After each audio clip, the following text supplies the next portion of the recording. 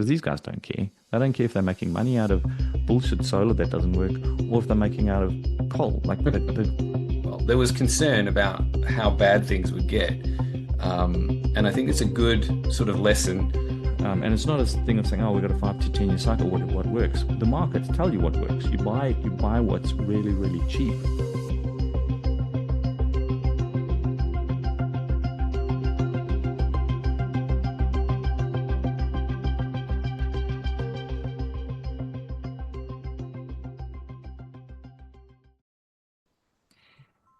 US downtrend cycle. In regards to the downtrend the US is seeing in general, economically, socially, etc., and is likely to see in the future, do you think it's more likely a shorter term 5 to 10 year cycle, a longer term cycle similar to Argentina's 80-year cycle that they are potentially just coming out of, or some other outcome? Thank you. And that's from Rowie.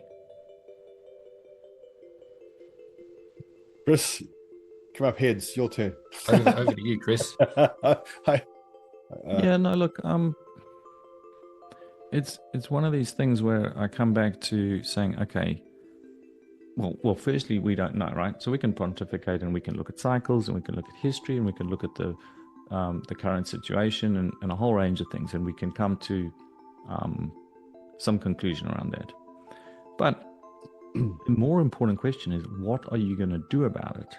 Does it change your allocation? Does it mean that you invest in something as opposed to something else? That's the more important, because otherwise we just sit here and we have a conversation.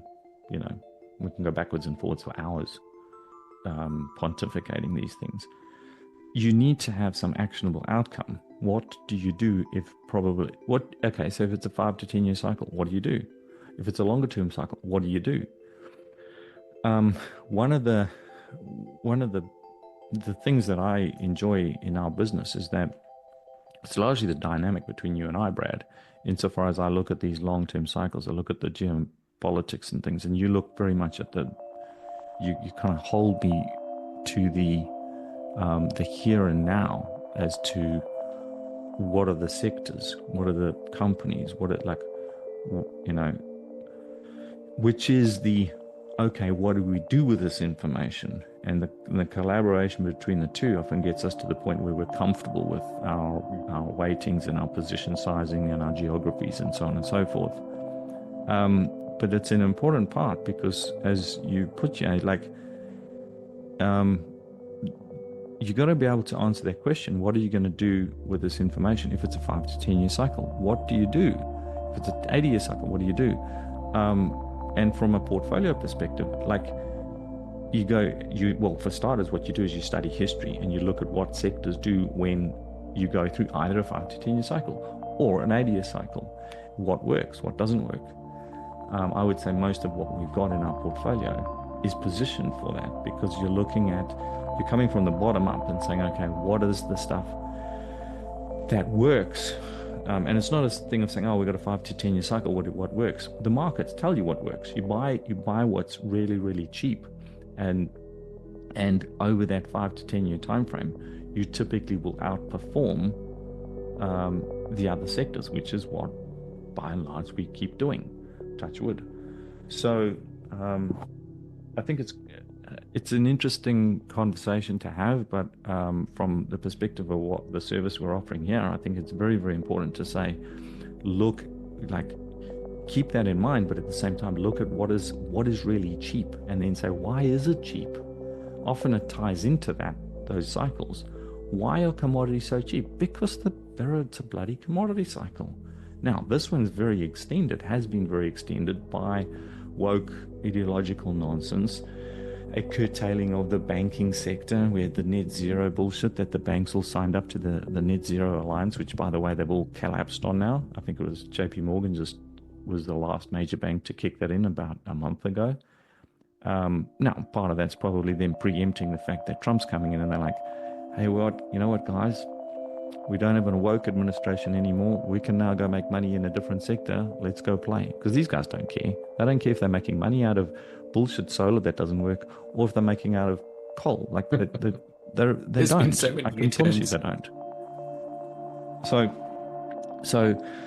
but that's part of that cycle, and so cycles can get extended, but they don't go away, right? And so I'd focus on that, because at the end of the day, what we want for you is basically for you to make money, and yeah, you can keep in mind these big long-term cycles, which I'm an adherent of, and I think we are at the end of the so-called empire. But like, the end of the British Empire, Britain didn't go away; it just wanes in its power, and I think we're at that phase now. So. Yeah, the Roman Empire was, can be argued, 400 years in the falling, which is quite a long time, and certainly beyond our time horizons.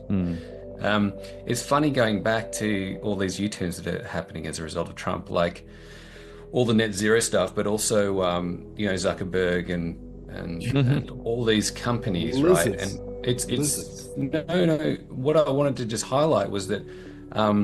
It's a good example of greed always sort of winning. And ever since COVID, we were there was concern about how bad things would get.